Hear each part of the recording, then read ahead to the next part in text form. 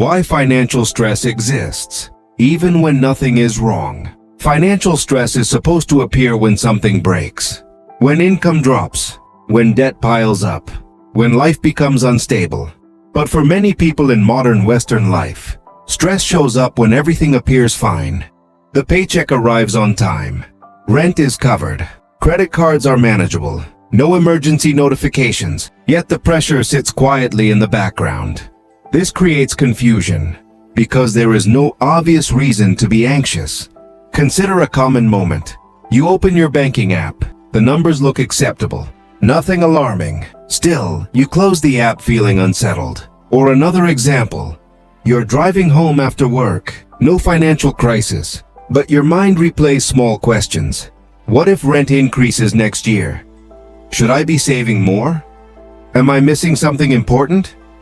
These thoughts don't arrive as panic. They arrive as weight. This is the first recognition moment.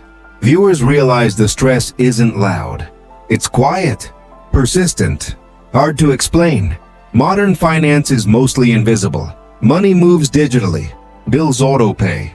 Subscriptions renew silently. Nothing demands attention, yet everything demands monitoring. The brain evolved to react to visible threats, not spreadsheets, not percentages, not future projections, so it stays alert, scanning, even when nothing is wrong. This is why the stress feels unjustified, and why people often blame themselves. But the issue isn't discipline or intelligence.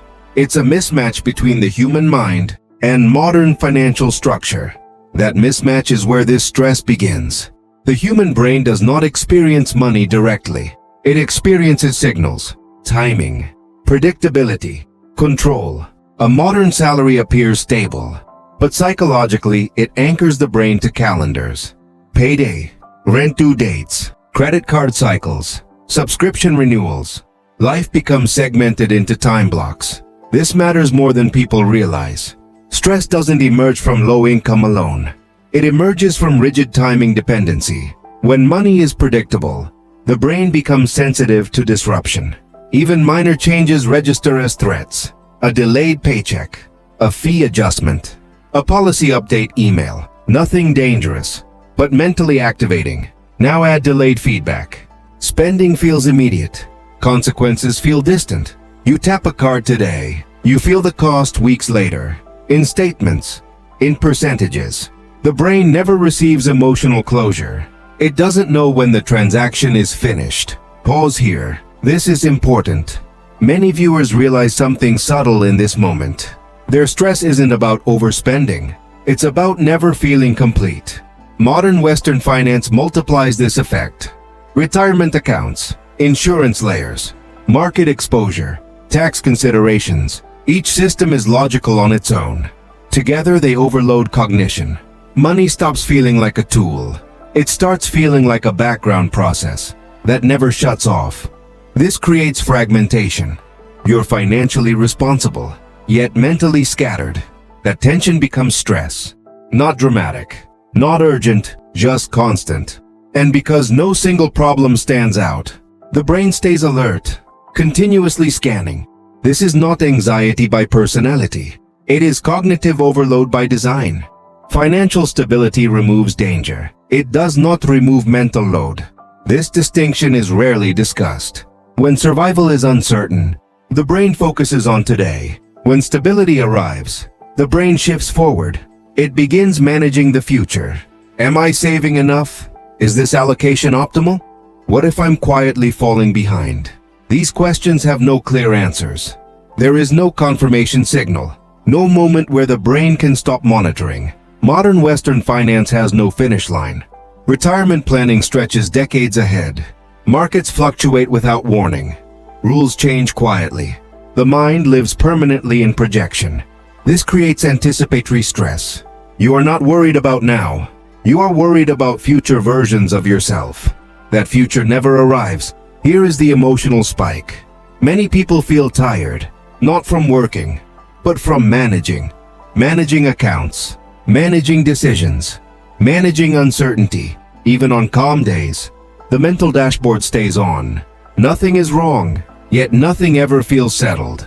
Security did not fail. It simply solved the wrong problem. It removed threat, but left responsibility without closure. The system rewards vigilance, not rest, so the brain stays alert, not panicked, not anxious, just quietly exhausted. This is why financial stress feels strange.